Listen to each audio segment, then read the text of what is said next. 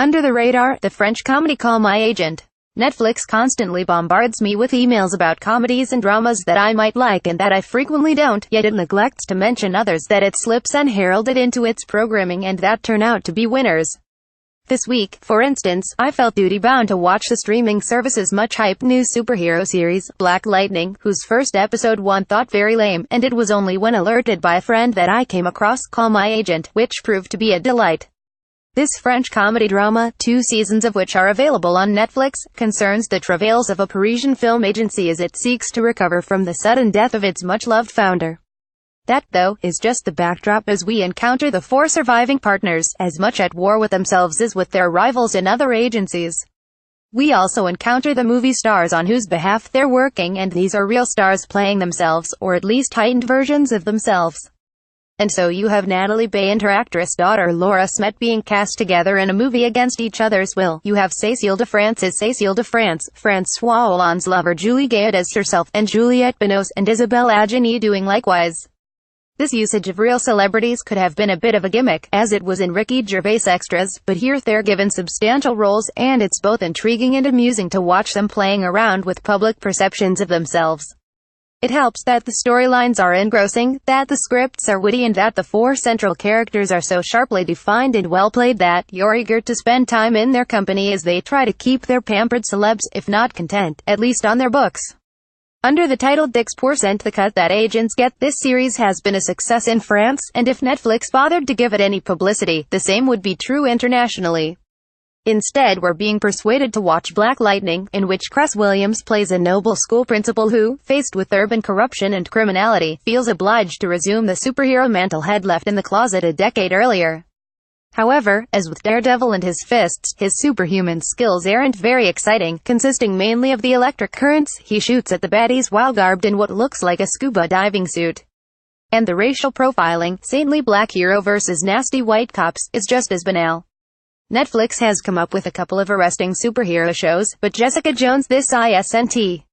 Still, it's not striking out RTE1, which I'm watching with increasing stupefaction, none of its characters bearing the slightest resemblance to anyone who actually exists in the real world. There's the English barrister who somehow has been appointed chairman of an Irish tribunal into political and financial corruption. There's the dour young Dublin criminal who somehow is sharing the barrister's posh home and who, despite his criminal record, somehow works for main character Tara. There's Tara herself, so clueless a solicitor you wouldn't entrust her with a parking fine appeal. There's Tara's female legal colleague who's so quirky that she's called George and who's such a maverick that she smokes non-stop in the office without anyone saying boo to her. There's treacherous private investigator Meg, who can conjure up incriminating CCTV footage as if by magic, and there's sinister legal boss Richard, so villainous he might as well be played by a cardboard cutout, and maybe better played, too. Indeed, all these people are cut-and-paste inventions by filmmakers with no idea of how to make characters live and breathe or to behave in a way that makes any psychological or dramatic sense.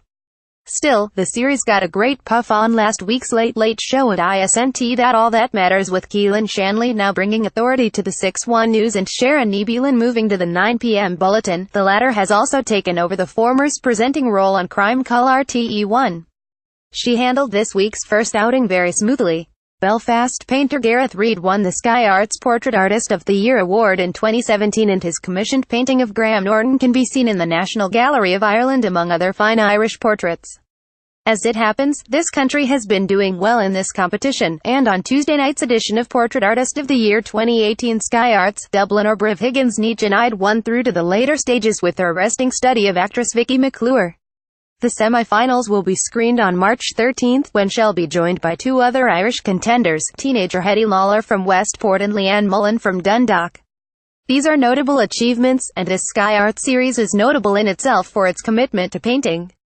Indeed, it's easily the best of such shows, and is amiably presented by Joan Bakewell and Frank Skinner.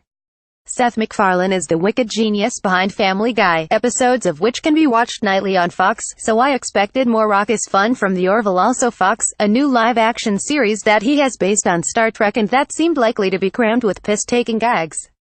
But no, this is a slavish homage to Star Trek made by a devoted fan and almost entirely free of any laughs.